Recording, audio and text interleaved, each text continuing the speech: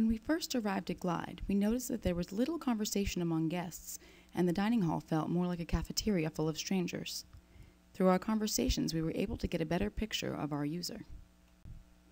Meet Carlos. Carlos stands in line for meals every day. He is lucky if he gets today's news tomorrow. Carlos speaks an average of 100 words a day. Certain things that guests said stuck with us and were key in developing our point of view. I got plenty of friends, you see. I need love. On the streets, you lose your moral compass quite easily. What you gonna do to help us? You just a kid. We decided to focus on a hardened but vulnerable transplant who needs to feel a sense of community in a world in which home cooking is like love. Now that we wanted Eating at Glide to feel like home, we needed to answer the question, are the guests willing to engage? Greeting guests as they sat down to eat, we prompted them with questions to help generate conversation. Name something you're grateful for. What is the most recent act of kindness you've performed? What is your favorite story from history? If you could invite any 5 people to dinner, who would you invite? Well, Jesus, Buddha, Mohammed. Despite our worst fears, we were happy to discover that guests were willing to engage. They had a lot to share, and that a little effort goes a long way. Armed with these insights, we wanted to take the dining experience even closer to a family meal.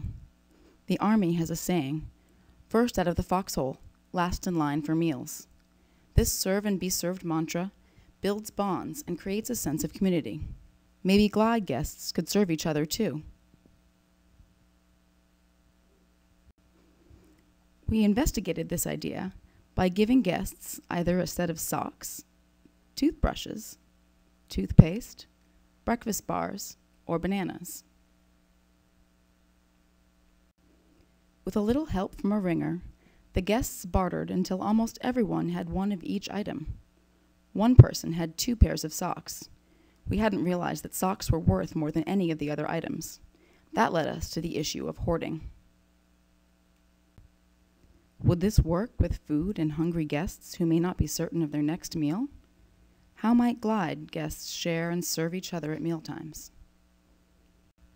One bright morning at Glide, the dining room was transformed.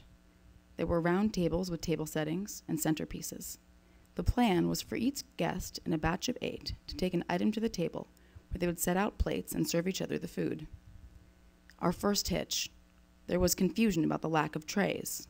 So, at lunch, tables were set with plates and food before guests arrived. It was evident that the round tables were a hit. One guest shared with us how he felt when he walked into the Glide dining hall that afternoon. Wow, am I at Glide or am I at home?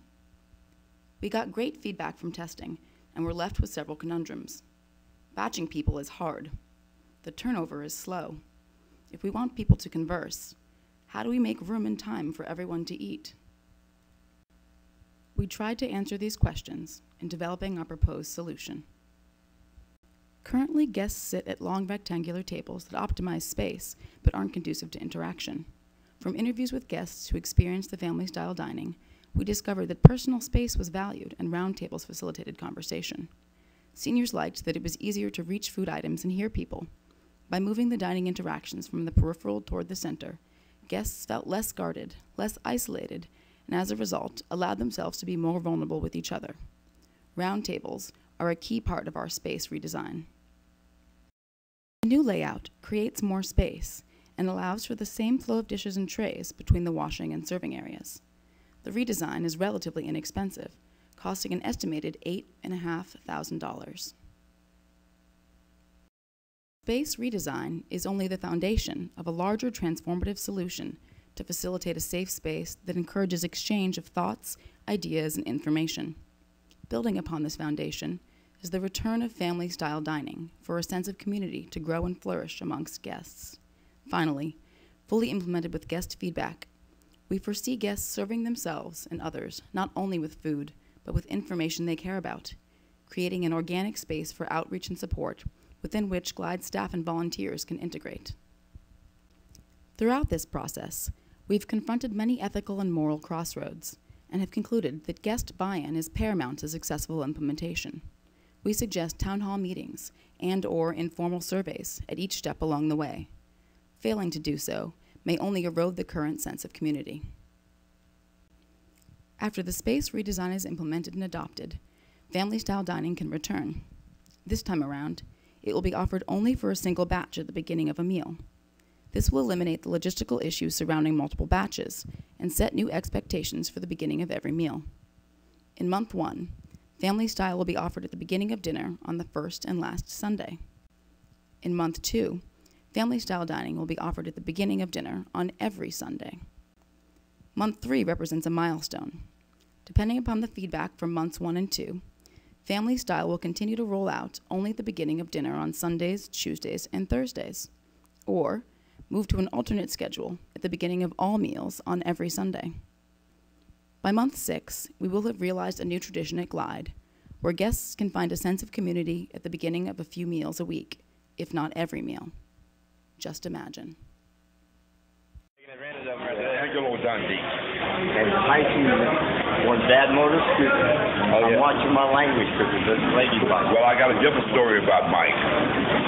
When Mike was growing up, what's his name? Oh, I can't remember my box's name. Riddick Boot.